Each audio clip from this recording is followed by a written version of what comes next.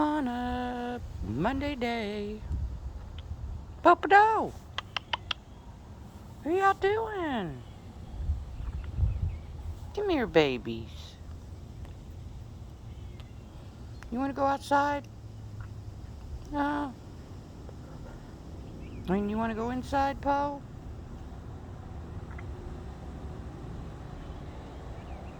It's beautiful out. Y'all both need to stay outside just like a bunch of kids. Yeah. Oh, pretty boy.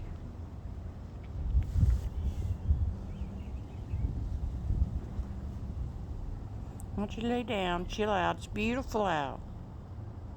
It's really nice. Weather couldn't be more perfect. We're talking it's like 56 degrees. It's beautiful. Little wind, slight breeze. I love it like that. I like it, like it, like it like that. What up, Popo? Come here, baby. No. He says, if you're not going in, just screw it. Just a little quickie to say hello. We're sitting outside. They want to go in with me, and I'm not going in. No, we're not doing it. Not yet. Sitting outside, chilling. Yep. How's everybody doing today? I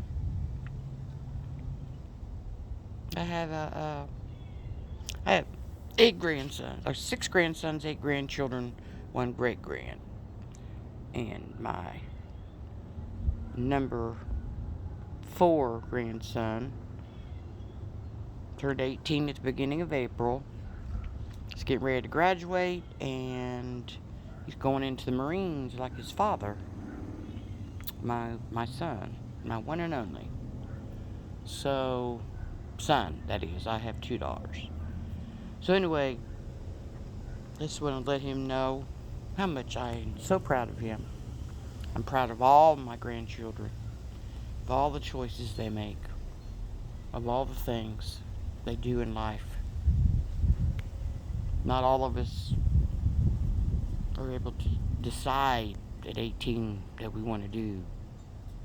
Give our life over. Try this out.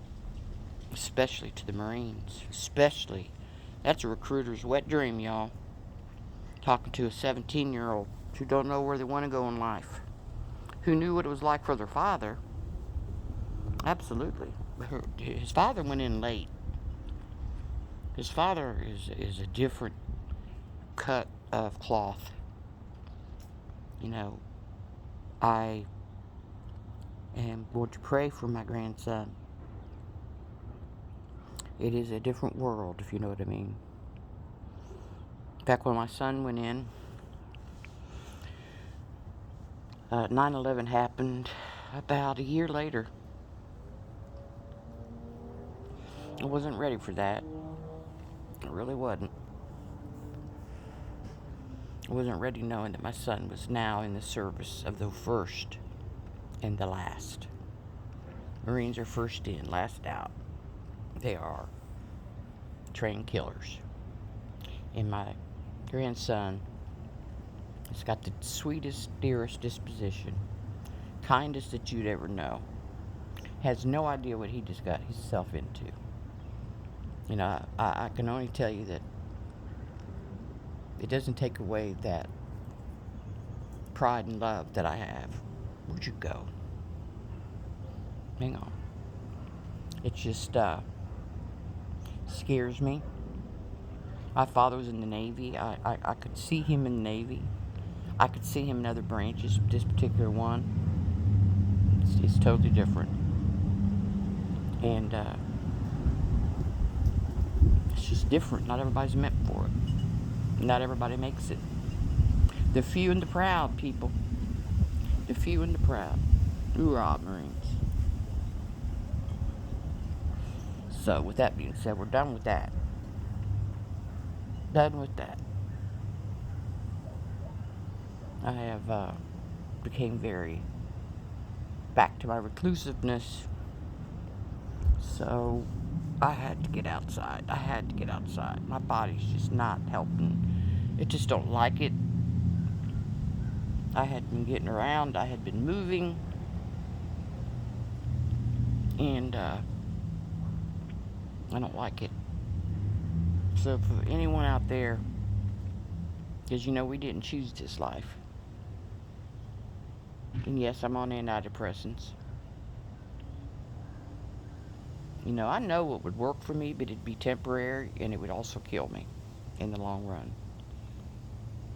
So, I've been sober for too many decades now, and to take that away from my life's journey. I mean that. I'm mad because I've recently found out I'm diabetic, and I always thought the diabetes that ran with my father and grandfather was because they were alcoholics, and that, because alcohol's sugar. And come to find out, it's just genetics for me. Just good old genetics. Just like, depression. I can go back 5 generations with this.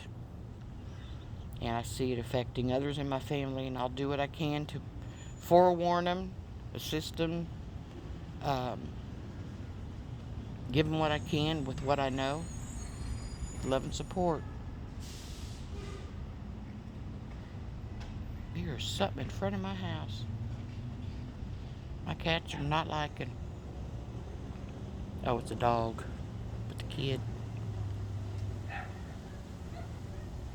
I was wondering. They were kind of like, Mom. All I gotta do is stand up and go in the house. They'll come with me. I just needed some sun. I needed some vitamin D badly. I've been out a couple times today. Every time I go in, it just hurts. I can't explain it. Nowhere I sit, nothing I do.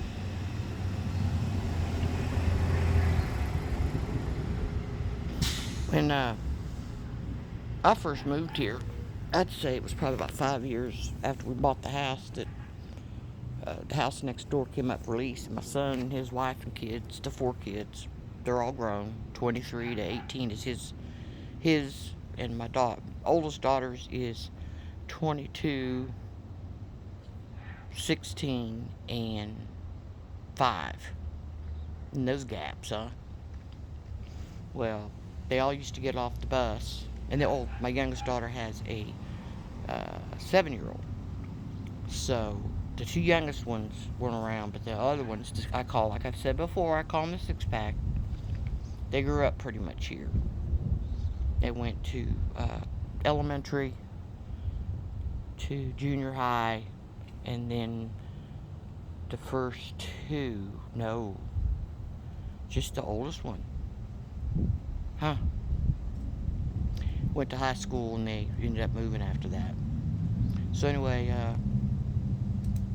they always get off the bus and run to me.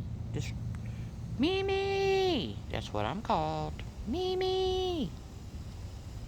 Oh, I miss it. 20 years just flew by. Do you know that when I was 20, I could not wait to be 21? For the wrong reasons, of course.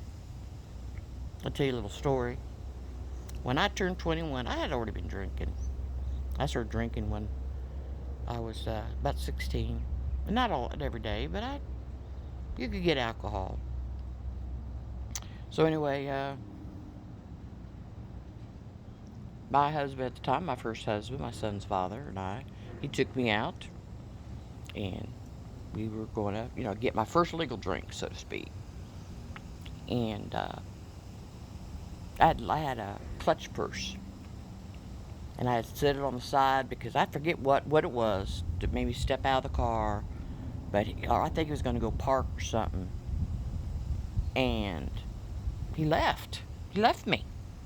And I'm standing outside this, I would say club, but it was really a small place called the Venus Lounge. It was a lounge. Needless, it was not a good place to be. Needless, most people that stood out there, which I didn't know. So next thing I know, these two cops pull up. And they're asking me all kinds of questions. They want my ID, and of course, I'm starting to cry. Like, hey, it's true, it's true. And you know, this man that I was married to was looking across the street in like a 7-Eleven watching. He thought it was the funniest practical joke there ever was to pull on somebody. Now, it might sound funny. I mean, I haven't laughed yet. Because I was pretty traumatized, let me tell you. Like, I was called, they were insinuating. And that was the thing. It was like, and I couldn't prove nothing. They were going to take me in. He just thought that was a funny thing. I've had practical jokes thrown on me. I used to throw them back. But he wasn't that kind. He could pull it. He could dish it, couldn't take it. I know some people like that in my family. They can dish it, but they can't take it. All day long.